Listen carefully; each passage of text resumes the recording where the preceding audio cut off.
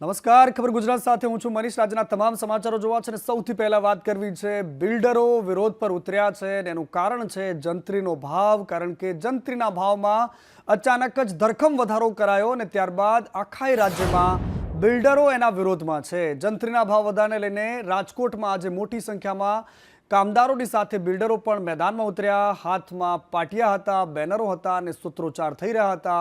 Collector કચેરી સુધી rally યોજી અને વિરોધ કરવામાં આવ્યો। મોટી સંખ્યામાં બિલ્ડરો, સાઇટ પર કામ કરનારા મજૂરો અને આ તમામ લોકોએ ભેગા થઈને આજે આવેદનપત્ર આપ્યું અને રજૂઆત કરી।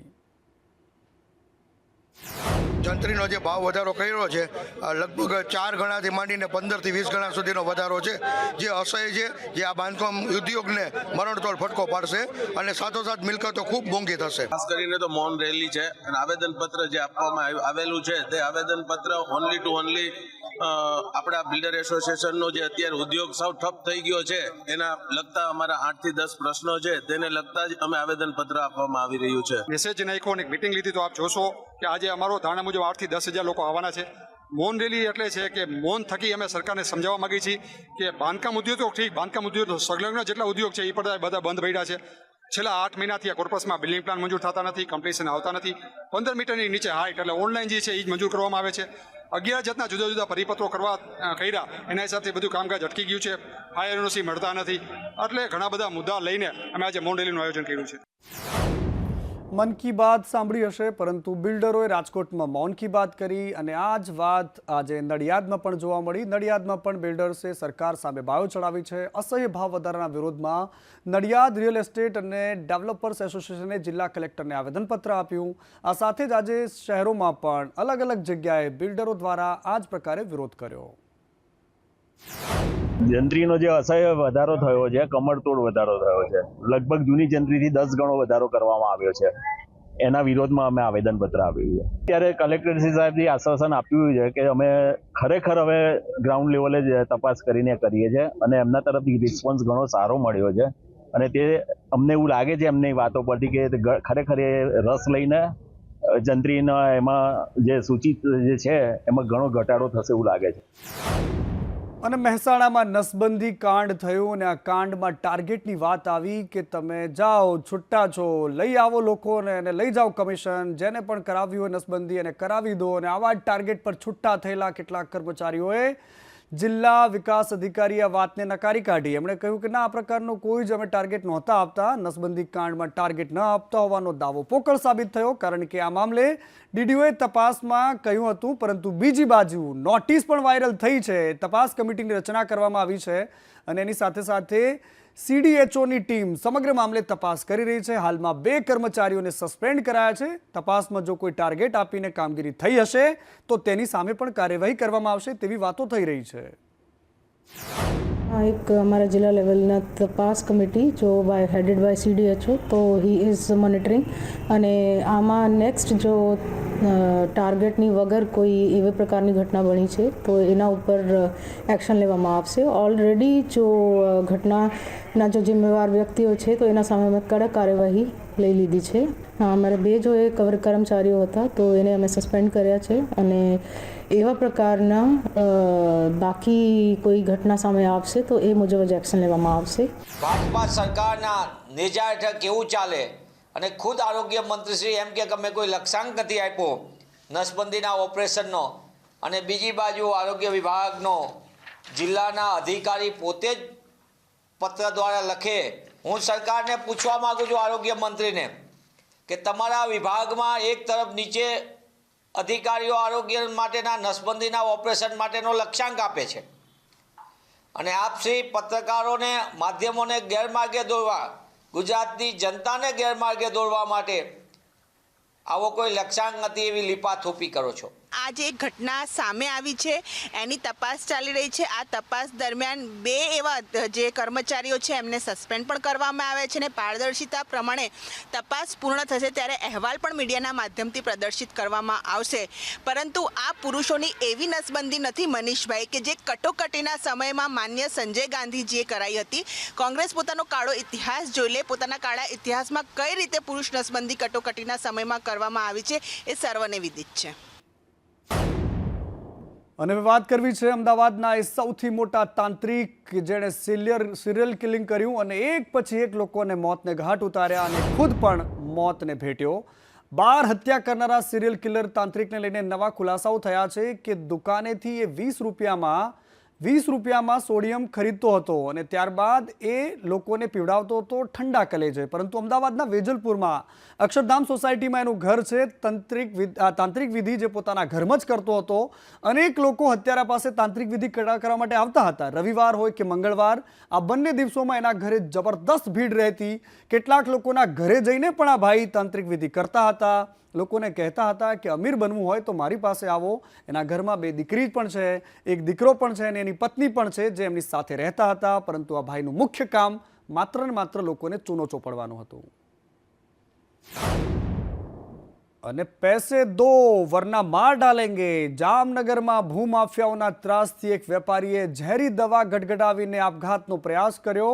કુખ્યાત ભૂમાફિયા અને ચકચારી એડવોકેટ કિરીટ જોશીનો હત્યાનો મુખ્ય આરોપી જયેશ પટેલનો ભાઈ ધર્મેશ રાણપરિયા સામે વ્યાજની ઉઘરાણી કરીને ધાક ધમકીની ફરિયાદ કરવામાં આવી છે. જયેશ જે બહુ જ મોટો ભૂમાફિયા છે, વિદેશમાં અત્યારે છુપાયેલો છે, પરંતુ એનો ભાઈ પણ આ જ ધંધો કરે છે.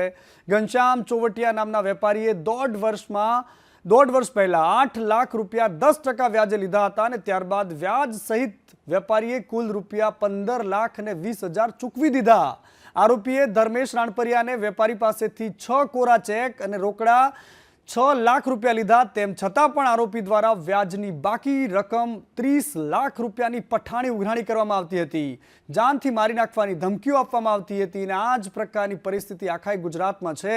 માત્ર અમદાવાદમાં જ 7 લોકોએ આત્મહત્યા કરવા માટે મજબૂર થવું પડ્યું. વ્યાજખોરો બેફામ છે, સામાન્ય માણસોને મારી રહ્યા છે. ધર્મેશભાઈને મેં જે ચેક આપેલા હતા, ધર્મેશભાઈ રાણપડિયાને 6 ચેક આપેલા હતા, એ ચેક રમેશભાઈએ બાઉન્સ કરાવેલા છે અને એના પ્રેશરથી મેં દવા પીધેલી છે.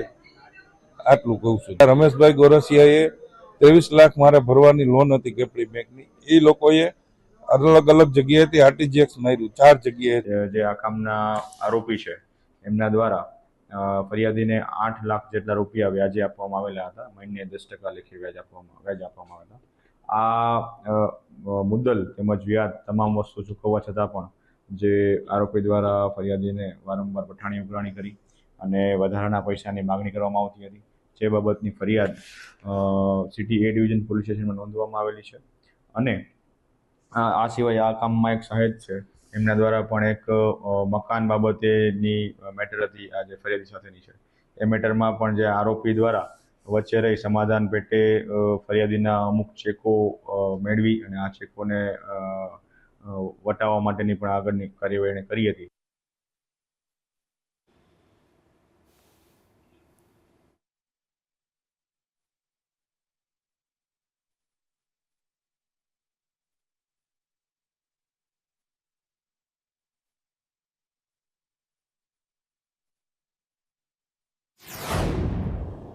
અને હવે વાત કરવી છે રાજકોટની. રાજકોટમાં નાગરિક બેંકના વાઇસ ચેરમેને એક વિવાદ સર્જો છે. નાગરિક બેંકના વાઇસ ચેરમેન જીવન જોગાણીની સામે આરોપ છે કે તેમણે એક વૃદ્ધ મહિલા સાથે છેતરપિંડી કરી છે. 51 લાખ રૂપિયા લઈ લીધા પરંતુ જમીન ના આપી અને એટલા જ માટે હવે આ વિવાદ વકર્યો. મહિલા અને એના દીકરાએ મીડિયા સામે આવીને પોતાની વાત રાખી તો એની સામે ચેરમેન જીવન જોગાણીએ પણ પોતાનું નિવેદન આપ્યું છે. એમણે કહ્યું કે જરૂર પડે નાગરિક બેંકમાંથી રાજીનામું આપી દઈશ.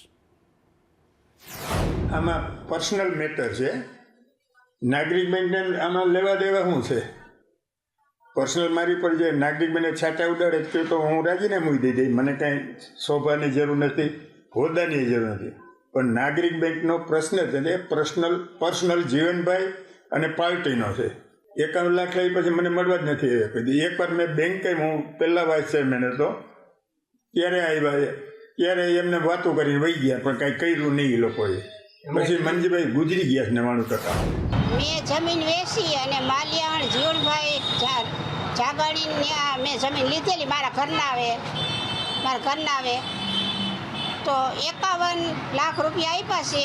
14 વર્ષ થયા તો એનો કાંઈ જવાબ ન થયો. એ હતા ને તે જાતા ને આવતા કે મેં કીધું હું શું કીધું એટલે કે આ કાંઈક કહે છે પતી જાય એમ કહે છે નથી પતતું તો 4 વર્ષ થયા ધામમાં વયા ગયા હવે હું નોંધારી થઈ ગઈ છું મારે હવે શું સમજવું જો તમે ન્યાય આપો ભાઈ જાગાણી છે મેં જમીન વેચી હતી તો એને મેં 51 લાખ રૂપિયા આપ્યા મારી જીવાય હતી તો હવે એ કાંઈ જવાબ દેતા નથી. અને બીજી બાજુ ભ્રષ્ટાચારને લઈને મુખ્યમંત્રી ભૂપેન્દ્ર પટેલનું નિવેદન સામે આવ્યું છે કે હક બહારનું મેળવવા માટે ભ્રષ્ટાચારને લોકો પોષે છે. મુખ્યમંત્રીએ આ વાત કરી છે. નૈતિકતા ગુમાવીને ભ્રષ્ટાચાર કરવામાં આવી રહ્યો છે તેવી વાત પણ એમણે કરી છે. ભ્રષ્ટાચાર સામે લડાઈ લડવામાં પાછા ન પડશો આ વાત પણ મુખ્યમંત્રીએ કરી છે. અને બીજી બાજુ ગૃહ રાજ્યમંત્રી હર્ષ સંઘવીએ પણ મુખ્યમંત્રીના વખાણ કરતા કહ્યું કે લાંચિયા અધિકારીઓને ગંગાજળ પીવડાવી રહી છે ભૂપેન્દ્રભાઈ પટેલની સરકાર. અને આજ મુખ્યમંત્રી ભૂપેન્દ્રભાઈ છે કે તેમણે એમ પણ કહ્યું હતું કે મને નથી સમજાતું કે આ લોકો આટલો બધો ભ્રષ્ટાચાર કર્યા પછી રાત્રે જ્યારે જમવા બેસતા હશે તો એમને ટેબલ પર શું એ ઓડકાર કરતા હશે પૈસાનો? આટલું બધું કરીને કરે છે કોના માટે? શું કામ આવું કરતા હશે? અને બીજી બાજુ સુરતમાં ભારતીય જનતા પાર્ટીના નેતા દીપિકા પટેલનો આપઘાત એક રહસ્ય બની ગયું છે. 10 દિવસ થઈ ગયા પરંતુ દીપિકાના આપઘાતનો કોયડો બિલકુલ નથી ઉકેલાતો. જમીનના સોદા બાદ દીપિકા ટેન્શનમાં હોવાની વાત સામે આવી છે. ભાજપના જ 2 કોર્પોરેટરોએ દીપિકાનો ખેલ કર્યાની વાત સામે આવી છે. કોર્પોરેટર ચિરાગ સોલંકી જમીનના સોદામાં મહત્વની ભૂમિકામાં હતો. નદી કિનારે દીપિકાએ જમીનનો સોદો કર્યાની ચર્ચા છે. કરોડો રૂપિયા અટવાયા બાદ ચિરાગ અને દીપિકા વચ્ચે તકરાર થતી હતી. અલથાણ પોલીસની ઢીલી કામગીરી સામે પણ સવાલો ઉઠી રહ્યા છે. તળપદા કોળી સમાજમાં અલથાણ પોલીસ સામે રોષ છે. અને બીજી બાજુ તમે પગાર લો સરકારનો, જનતાના ટેક્સનો, અને બીજી બાજુ તમે એ જ સરકારી હોસ્ટેલમાં ભણો છો, અભ્યાસ કરી રહ્યા છો, તેમ છતાં પણ તમારી જવાબદારી એ છે કે જે દર્દથી કણસતું દર્દી ત્યાં આવે તો એનું સારવાર કરવો. પરંતુ જે દ્રશ્યો તમે જોઈ રહ્યા છો કે ત્યાં લોકો ઊંઘી રહ્યા છે. આ જીજી હોસ્પિટલ છે જામનગરની કે જ્યાં ચાલુ નોકરીએ ડૉક્ટરો આરામ ફરમાવી રહ્યા છે. ઇમરજન્સી વોર્ડમાં આરામ કરતા નજરે પડ્યા છે. દર્દીઓ પરિવારજનો અહીંયા દર્દથી કણસી રહ્યા છે. ટેબલનો અભાવ છે. બીજી તરફ ખુરશીમાં આરામ ફરમાવતા તબીબો તમને જોવા મળી રહ્યા છે. આ પ્રકારની પરિસ્થિતિ સરકારી હોસ્પિટલમાં હોય છે. એટલા જ માટે ખાનગી દવાખાનાઓની દુકાનો ઠેર ઠેર રાફડાની જેમ ફાટી છે. અને બીજી બાજુ રાજકોટમાં કોંગ્રેસે કરેલી એક આરટીઆઈમાં ચોંકાવનારો ખુલાસો થયો છે. રાજકોટની સિવિલ હોસ્પિટલમાં પોલમપોલ ચાલી રહ્યું છે. 2009થી ટેન્ડર વગર જ આખી મેડિકલ ધમધમી રહી છે. 3 વર્ષની મુદત વીતે, વર્ષો વીતી ગયા, તેમ છતાં કોઈ જ કાર્યવાહી ન થઈ. સિવિલમાં અનેક અધિક્ષક બદલાયા. નિયમો વિરુદ્ધ, મેડિકલના નિયમો વિરુદ્ધ આ ધમધમતો મેડિકલ સ્ટોર આજે પણ કાર્યરત છે. સિવિલ હોસ્પિટલમાં જ્યારથી ટેન્ડર બહાર પડ્યું ને ત્યારથી ચાલે છે. કયા ટ્રસ્ટ હેઠળ ચાલે છે? Lifeline health organisation. ઓકે, એમના સંચાલક કોણ છે, ટ્રસ્ટી કોણ છે? મુખ્ય છગનભાઈ કથિરિયા. જ્યારે ટેન્ડર પાસ થયું ત્યારથી ચાલે છે. ત્યાર પછી પણ ટેન્ડર થયેલું જ હતું. ત્યારે ટેન્ડર થયેલું હતું કે ના? 2009 પછી ટેન્ડર થયેલું જ છે. ના, 2009થી ટેન્ડર થયેલું, 2009 પછી પણ થયેલું જ છે. અને જો તમે દીવ ગયા છો તો તમને ઘૂંઘવતો દરિયો જ નહીં પરંતુ અહીંયા વનરાજ પણ ઘૂંઘવતા જોવા મળી શકે છે. બીચ પર 2 સિંહ ફાઇટ કરતા જોવા મળ્યા. અહેમદપુર માંડવી બીચ પરના દ્રશ્યો છે જે કેમેરામાં કેદ થયા છે. આ બિલકુલ દરિયાની બગલમાં વનરાજની મોજ જોવા મળી.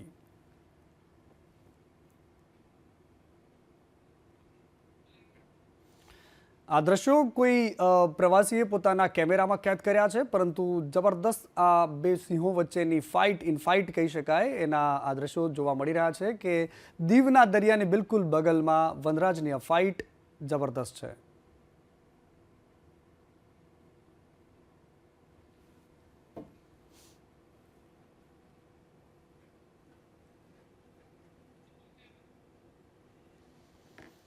તો જંગલનો રાજા જ્યારે યુદ્ધે ચડે છે તો એનો કેવો મિજાજ હોય છે એ પણ તમને આ જોવા મળશે. જેની ત્રાળથી ભલભલાના હાજા ગાજી ઉઠે, ભલભલાના હૃદય થીજી જાય, આ પ્રકારની પરિસ્થિતિ આપણે સામાન્ય રીતે જોતા હોય છે. જંગલનો રાજા છે અને જ્યાં એને મોજ પડે એ રીતે વિહરતો હોય છે. આજે દીવના દરિયાની બગલમાં જોવા મળ્યો અને આ દ્રશ્યો જે છે એ કેમેરામાં કેદ થયેલા છે.